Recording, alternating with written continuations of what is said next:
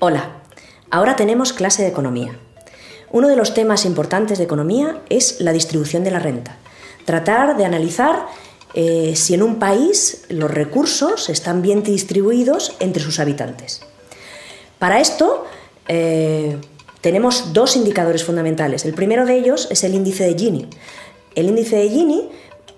calcula un área y va tomando valores de tal manera que un valor alto del índice de Gini significa que en ese país o en ese territorio hay una mala distribución de la renta o hay una distribución de la renta peor que en otros sitios. En el gráfico hemos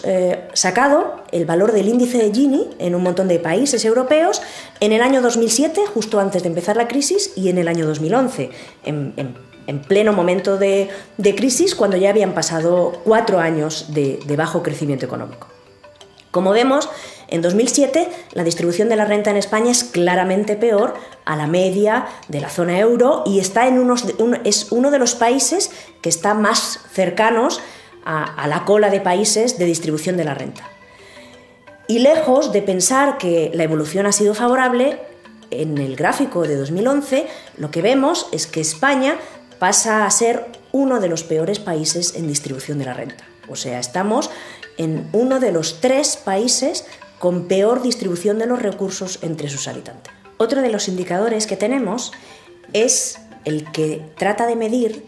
cuántas veces la renta del 20% más rico de la población supera a la renta del 20% más pobre de la población. Dividimos a la población en 5 grupos que ordenamos según su capacidad económica, de los 20 que tienen menos renta a los 20 que tienen más renta. Un nivel de países con una distribución de la renta mucho más equitativa sería países como Suecia o como Noruega o como Islandia, en el que el 20% más rico supera en 3 veces o 3 veces y pico al 20% más pobre. Luego hay un segundo grupo de países que están más o menos en un nivel de 5 y que estarían países como Alemania o países como el Reino Unido, y luego ya hay países que tienen una distribución de la renta muy mala, entre el que está España, que es el país que tiene la peor distribución de la renta, o sea que el país en el que el 20% más rico de la población supera por más veces al 20% más pobre de la población. En el gráfico vemos una senda y un montón de países. El país que interesa es ver España, y lo que es más llamativo es que no solamente somos el país con peor distribución de la renta, sino que desde 2004 hasta 2011 esos datos han ido empeorando cada vez más, hasta el punto de encontrarnos con que con la información de 2011 somos el país con peor distribución de la renta. Y llega un momento en el que uno se pregunta, bueno, ¿y qué posibilidades hay? O sea, ¿cuáles son las herramientas y cuáles son los mecanismos que tenemos para conseguir que esa mala distribución de la renta se equilibre? O sea, que nos situemos en países pues, del corte de Alemania o del corte de Noruega o de Suecia. Pues bien, una de las herramientas fundamentales que todos los países tienen para tratar de reducir esa distribución de la renta es el sistema educativo. El sistema educativo, que tal y como lo tenemos ahora mismo en España, es un sistema educativo con un nivel muy igualitario dentro de las posibilidades que tienen los alumnos de mejorar y de las posibilidades que tienen los alumnos de terminar siendo alumnos universitarios independientemente de la situación socioeconómica inicial que tengan. En ese caso, aunque los datos del informe PISA,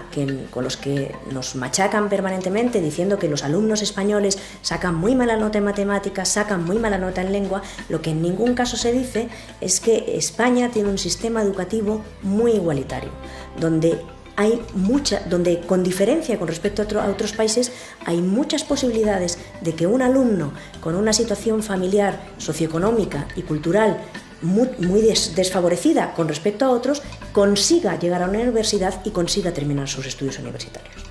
Sin embargo, señor Wert, lo que usted pretende hacer con la reforma educativa es tratar por todos los medios de perpetrar el que un individuo o una mujer que está en una determinada situación socioeconómica inicial permanezca en esa situación socioeconómica, porque destruye por completo todos los mecanismos que tiene el sistema educativo para tratar de apoyar y para tratar de que los que están en situación más desfavorecida, por dificultades de aprendizaje o por situación socioeconómica peor, consigan el objetivo, si así lo desean, de llegar a la universidad o de conseguir la educación que desean.